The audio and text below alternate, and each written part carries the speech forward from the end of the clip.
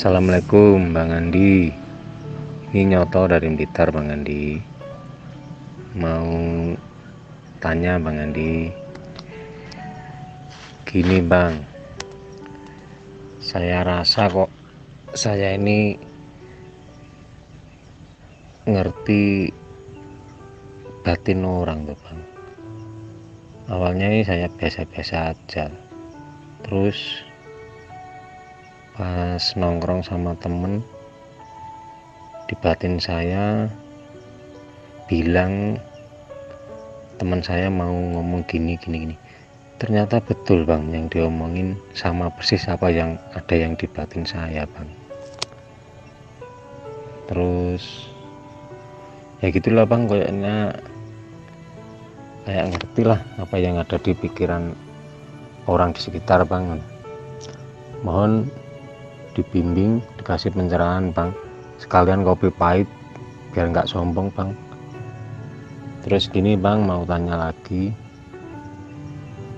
Terkadang pas saya makan Bang, pas makan kok saya rasa gini Bang, saya makan itu yang ngasih makan kok Allah. Tangan saya, tangannya Allah, yang ngasih makan Allah Bang. Terkadang gitu Bang yang saya rasakan pas lagi makan Bang.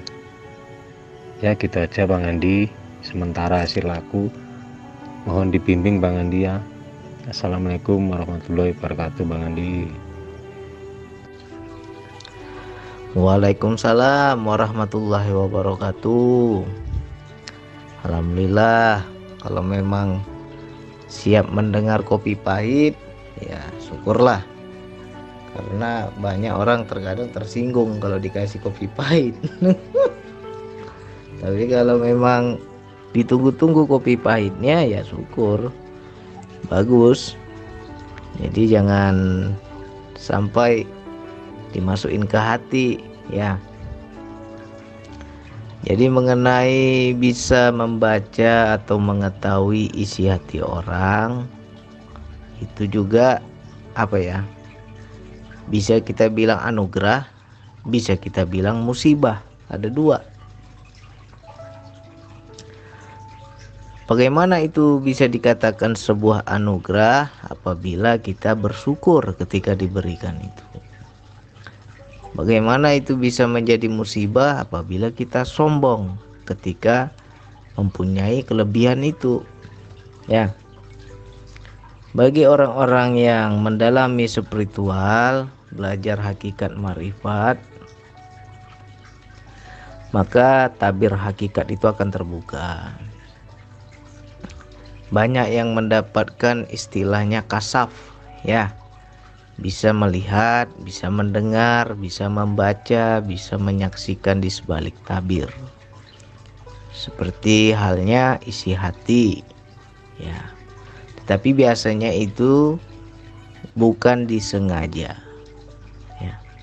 Kita harus pandai-pandai membaca.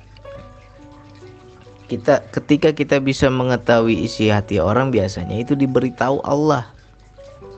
Bukan kita yang mereka-reka, kita yang menerawang. Apalagi banyak orang yang nanya terus kita jawab ya.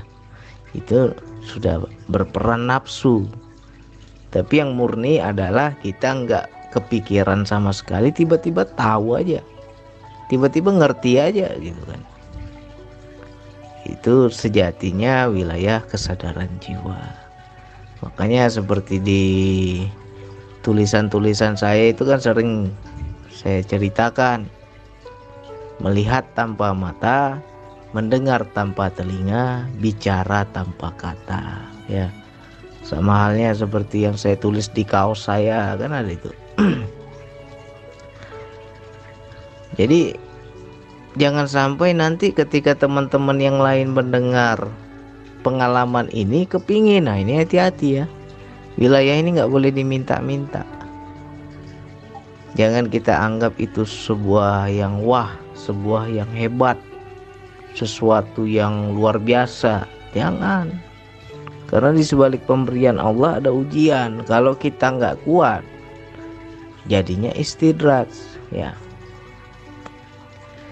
Diberikan kelebihan bukan tambah dekat kepada Allah, tapi semakin sombong. Dan di situ ada godaannya. Ketika kita diberikan Allah pandangan kasar, bisa melihat sesuatu yang terdalam, ya. Sebenarnya semua orang itu berbicara. Walaupun mulutnya tidak berkata-kata, lisannya tidak bicara, tapi hatinya bicara. Nah, bagi orang yang sudah wilayah kesadaran jiwanya ini sudah terlatih, isi hati juga bisa terbaca. Tetapi biasanya itu terbaca, bukan ingin membaca, ya. Ini harus dipahami makna terbaca dengan ingin membaca. Kalau ingin membaca itu namanya ada ego. Tapi kalau terbaca, ya diperlihatkan. Sama halnya kita lagi jalan tiba-tiba lewat cewek cantik, pakaiannya seksi, itu namanya terpandang, bukan kita sengaja memandang, ya. Kan jadi musibah kalau kita nggak kuat iman. Kita lagi nongkrong nih, lewat di depan kita cewek cantik, pakaiannya pun seksi, tidak menutup aurat, ya. Akhirnya apa? Terpandang sama kita. Apakah berdosa, Bang? Ya tidak berdosa karena terpandang, bukan sengaja memandang, ya. Yang pertama kali terpandang, setelah yang kedua kalinya, selanjutnya malah semakin jauh kita memandang, itu baru berdosa. Di situ baru ada bisikan nafsu. Tapi kalau terpandang sekilas lalu kita mengalihkan perhatian, ya tidak dosa. Sama halnya juga di wilayah kasaf ini, terbaca, terlihat, terpandang, ya kan? Diperlihatkan, bukan sengaja ingin melihat. Biasanya seperti itu. Nah, kalau kita sudah tahu yang terdalam tadi, orangnya nggak ngomong tapi hatinya ngomong, dan kita bisa mendengar, ya. Karena wilayah kesadaran jiwa ini kan goib, goib ketemu goib, isi hati kan goib, ya. Hakikat ketemu hakikat, akhirnya ya tampak nyata, bisa sampai, bisa terbaca. Nah, kalau yang terbaca itu yang baik-baik, kita mungkin masih kuat, ya.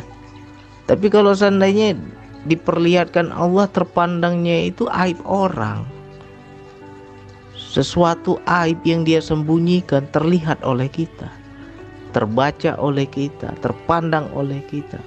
Kalau kita nggak pandai menyimpan rahasia, nggak pandai menyimpan sir Allah, inilah yang dibilang sesungguhnya aku rahasia hambaku dan hambaku rahasiaku, ya. Jadi kalau kita memang betul-betul hamba, harus pandai menjaga sir, harus pandai menjaga rahasia. Karena Allah memberikan itu juga awal-awalnya dites, ibaratnya diuji. Kita ini amanah atau tidak. Jangan sampai kita membuka rahasia Allah. Allah memberitahu dengan rahasianya, kita buka pula, kita cerita pula sama orang. Apalagi kita buka praktek pula ramalan, ya kan? Nah, ini berbahaya. Biasanya kalau kita sengaja menerawang, membaca, memandang, apalagi orang minta meramal, dan kita ada ego, ada keinginan ingin membaca, itu sudah nggak murni. Biasanya itu bisikan setan banyak masuk. Dan apa yang kita pandang, apa yang kita lihat, itu semuanya ya tipuan belaka. Ya, berbeda dengan diperlihatkan. Nah, di sini terkadang godaannya adalah ini, makanya saya mau kasih kopi pahit. Jangan sampai kita takjub, awalnya terpandang, awalnya diperlihatkan si A, si Fulan begini begini begini, si B begini begini begini, bisa kita lihat, bisa kita tahu hatinya.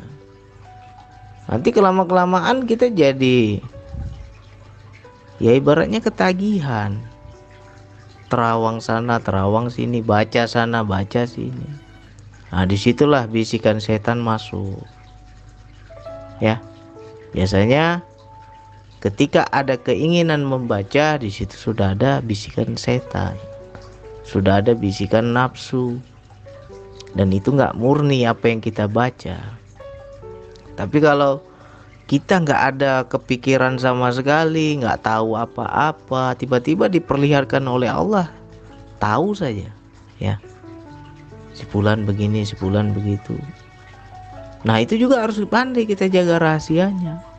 Jangan sampai kita buka aib orang. Ya, Allah sudah menutup rapat aib seseorang dan kita malah membukanya. Itu dosanya luar biasa besarnya. Nah, banyak orang gak kuat ini wilayah ini. Jadi macam mana bang contohnya? Contoh ya, mungkin kita tidak bercerita kepada orang lain, tapi kita menampakkan dengan sikap. Contohnya begini, kita sholat Jumat nih, datanglah kita ke masjid. Sebelum sholat ada khutbah Jumat, ada ceramah Jumat. Kita menyimak ceramahnya. Nah, ketika kita menyimak ceramahnya, di situ terbaca bahwa sang khotib itu berceramah dengan ego dan nafsunya. Tidak ada sedikit pun daya Allah pada dirinya. Jadi yang kita pandang hanya orangnya gitu. Tapi kalau kita melihat Allahnya, misalnya gini, dia berceramah dengan daya Allah, kita nggak lagi lihat orangnya, tapi kita melihat pesannya, kita melihat apa yang dia sampaikan, kita melihat Allah di sebalik dia, ya kan? Nggak lagi kita pandang orangnya. Tapi kalau kita memandang orangnya, nah di situ biasanya bercampur nafsu, bercampur ego, dan kita bisa membaca. Ditampakkan Allah jelas nih, oh ini nafsu dia ini. Apa yang dia sampaikan bukan karena Allah. Ya kan? Kalau kita sudah tahu wilayah itu, tutup rapat-rapat. Jangan sampai kita cerita sama orang. Itu udah membuka aib namanya. Atau bisa juga kita menunjukkan rasa tidak suka karena kita sudah bisa membaca. Ya. Biasanya orang-orang yang sudah kasaf ini bertemu dengan seseorang yang ibaratnya ya topeng belaka. Di luar bagus tapi di dalam ya kayak setan, ya kan. Nampak sama kita jelas itu bahwa setan di dalamnya itu. Di luarnya aja bagus, dalamnya isi hatinya setan semua. Nah, ketika kita menunjukkan ekspresi tidak suka kepada orang itu, padahal orang itu menutup rahasianya, tapi kita karena sudah bisa tahu, bisa membaca, kita malah nggak suka. Sejatinya apa? Kita sudah membuka aib. Ya, ada salah satu kejadian nih. Dahulu waktu di Medan, kami kumpul bersama, belajar zikir nafas bersama. Lantas ada seorang tamu Allah datang. Ketika datang, memang niatnya nggak baik gitu kan. Niatnya datang itu bukan mau belajar zikir nafas, tapi mau mengetahui ini sampai mana ilmu Bang Andi nih kan gitu. Betul nggak yang di YouTube itu kan gitu. Akhirnya ketika dia datang, terbaca oleh salah satu sahabat, dan sahabat ini kasaf, ya. langsung dia to the point aja. Bang Andi, mereka datang nih bang, bukan mau belajar bang. Mereka datang tuh mau lihat ilmu kita aja katanya. Sampai mana keilmuan kita kan gitu. Nah disitulah salah satu contoh bahwa sahabat itu sudah membuka aib. Gak boleh. Walaupun orang itu datang niatnya jelek, kita sudah tahu niatnya jelek, ya kita tetap layani secara syariatnya. Secara syariat harus tetap baik, tak namanya tamu. Ya kan? Akhirnya tamu itu nggak dianggap. Tamu itu tidak, ibaratnya gimana ya? Kurang welcome lah sama tuan rumah. Tuan rumah kurang welcome sama tamu-tamu ini. Nah, akhirnya saya layani ya, walaupun kita sudah tahu pura-pura nggak tahu. Nah ketika kita layani niatnya datang mau belajar, ya sudah kita sama-sama belajar DN, ya kan. Akhirnya apa? Karena layanan kita bagus, kita menyambut dia dengan sukarela, kita juga nggak pakai ego, akhirnya terketuk hatinya mau belajar, ya kan. Masa sih orang datangnya mau belajar walaupun niatnya bukan mau belajar, tapi karena kita sudah tahu, kita menunjukkan ekspresi nggak suka, ekspresi nggak menerima tamu gitu kan. Itu namanya udah membuka aib dan sangat berdosa. Banyak contoh-contoh yang lain, banyak ya. Kita mungkin dikasih penglihatan oleh Allah, dikasih tahu oleh Allah, ini si fulan niatnya nggak benar, niatnya bukan mau belajar, niatnya mau ngetes doang misalnya, ya kan. Ya kita secara syariat tetap layani. Secara syariat kita anggap ini tamu Allah, layani yang baik. Walaupun mereka gimana-gimana, ya kembalikan kepada Allah. Nah pada satu momen kami belajar DN bersama, adalah istilahnya orang sakti lah. Jadi nyerang gitu kan. Gak ngerti saya, dia nyerang secara kebatinannya. Keesokan harinya ketika kita satu malam itu sudah kumpul, besok paginya dia minta maaf. Bang Adi, mohon maaf, tadi malam saya ingin ngetes, saya serang Bang Andi katanya. Nah, saya malah bingung, nggak tahu apa-apa kan. Memang saya nggak tahu apa-apa. Perasaan saya nggak ada salah, saya bilang. Kenapa saya diserang, saya bilang. Nah, ketika saya ingin nyerang Bang Andi, ada yang negur katanya. Jangan. Akhirnya saya nggak berani bang. Nah saya minta maaf sama Bang Andi katanya. Ngaku orangnya gentleman dia. Dia sudah berbuat yang zolim tapi dia ngaku, dia minta maaf. Saya bilang ya alhamdulillah kalau kamu terbuka hatimu. Saya kesini ngajarin teman-teman ke Allah, bukan ngajarin sakti-saktian saya. Ya kan? Kalau memang kamu niatnya mau ngetes, niatnya mau menguji sampai mana batas keilmuan, ya saya nggak punya apa-apa, saya bilang. Niat saya baik. Nah kalau ada orang niatnya jahat, ya saya kembalikan kepada Allah. Dan itu jujur saja, saya nggak tahu bahwa dia punya niat jahat. Nah yang kasar siapa? Ada sahabat saya yang kasar. Dia sudah bisa melihat, dia sudah bisa mengetahui, dan dia di situ menunjukkan ekspresi nggak suka. Ya serba salah, ya kan? Dibilang dia apa? Nggak suka, tapi dia udah tahu kan gitu. Serba salah. Di sinilah ujian kita. Kalau kita sudah tahu, kita sudah bisa melihat, ya kita harus bisa menutup rahasia Allah. Akhirnya kan ada, dengan kejadian-kejadian itu kan ada ilmu. Ada ilmu yang didapatkan. Apa ilmunya?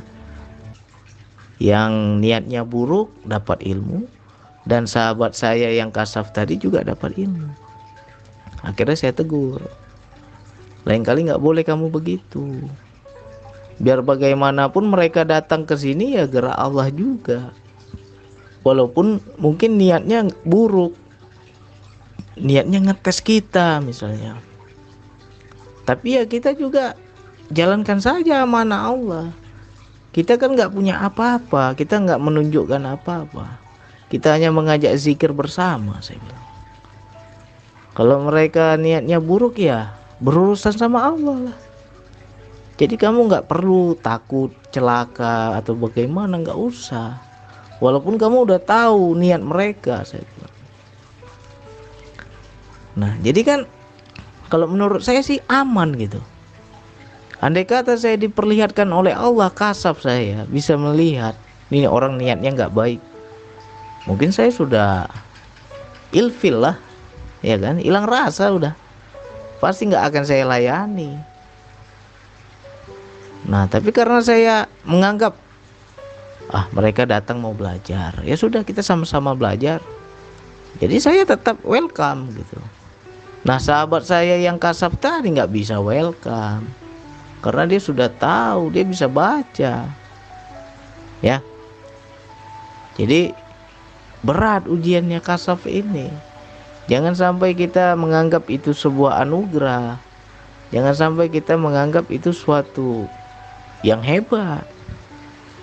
Kalau nggak kuat, nggak ada yang bisa kita kawani, nggak ada kita bisa punya teman, nggak ada kita bisa baik sangka sama orang. Ngelihat si fulan setan, ngelihat si fulan setan, ngelihat sana lagi setan, semua setan di hatinya. Apakah kuat? Nggak kuat. Ya, apalagi yang ditampakkan aib orang, nggak sanggup kita.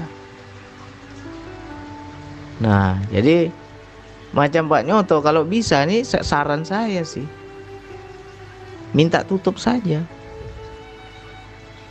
Ya, jangan sampai merasa mungkin aku kuat bang, aku harus terima ini bang. Jangan, ego itu, minta tutup aja. Ya Allah, nggak usahlah engkau berikan kelebihan ini itu, aku takut jatuh ya Allah.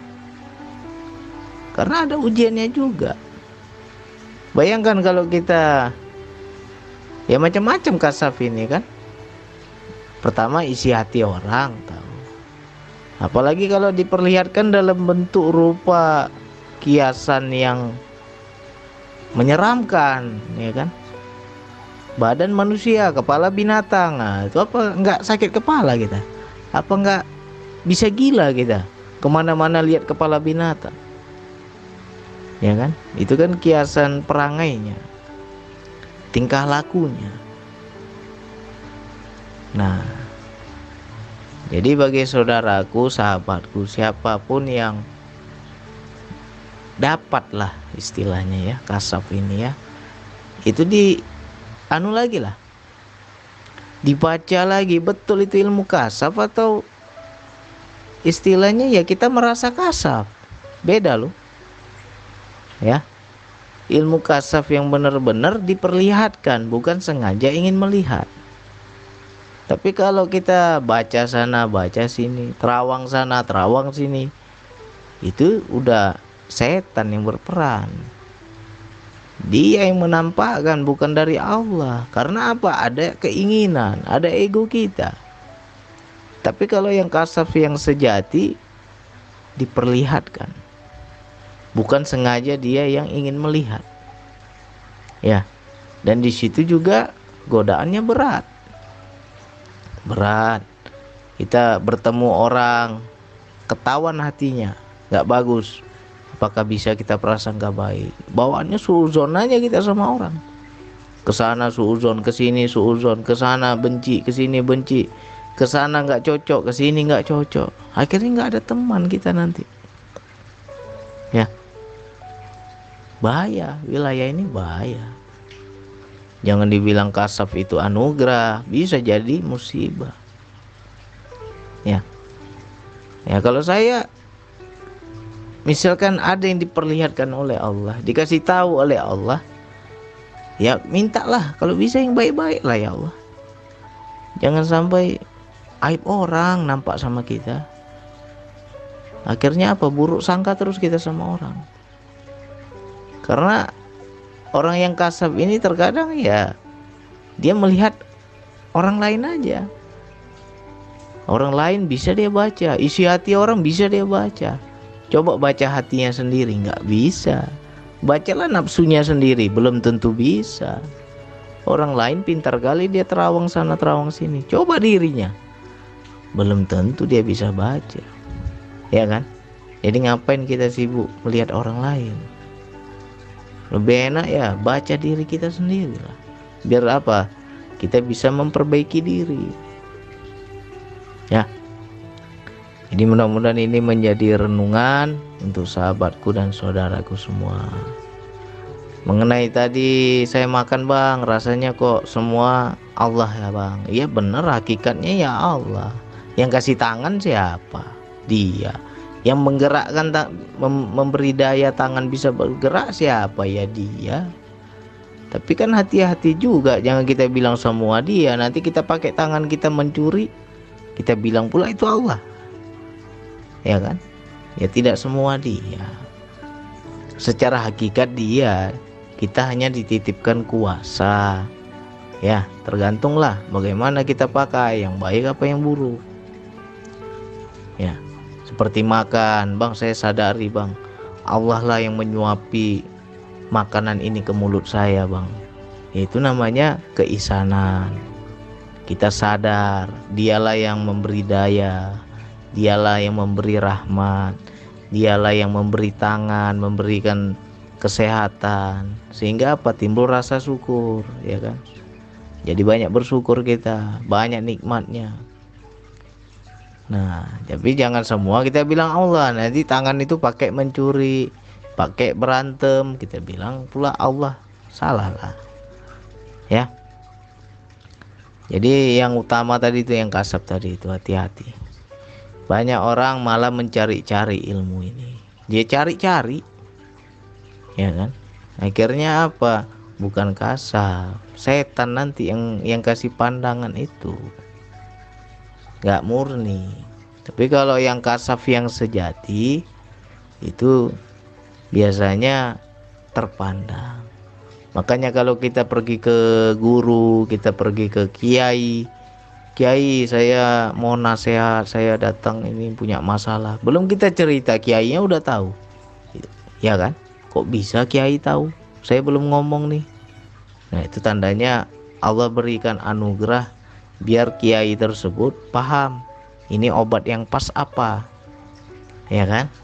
Jadi dia tahu di mana letak salah kita, letak penyakit kita, di mana apa yang kita butuhkan, sehingga nasihat yang dia berikan pas. Sejatinya dia sudah kasar, ya. Nah biasanya orang-orang yang dekat kepada Allah itu sangat menjaga wilayah ini, walaupun dia tahu pura-pura nggak tahu. Karena kalau dia nampakkan dia tahu, berdosa. Ya, sangat besar dosanya itu. Sir Allah pula mau dibuka-buka, apa enggak dosa? Ya. Jadi hati-hati. Lebih enak jadi orang biasa lah. Pura-pura nggak tahu aja. Udah tahu pun pura-pura nggak tahu. Lebih bagus lagi nggak tahu apa-apa. Hati kita nggak kotor. Ya kan? Ya, ini direnungkan lagi, mudah-mudahan nanti bisa dipahami lah. Kalau dibilang bukan kopi pahit lah, ini manis sekali kopinya. Ya, hanya itu yang bisa saya sampaikan. Wassalamualaikum warahmatullahi wabarakatuh.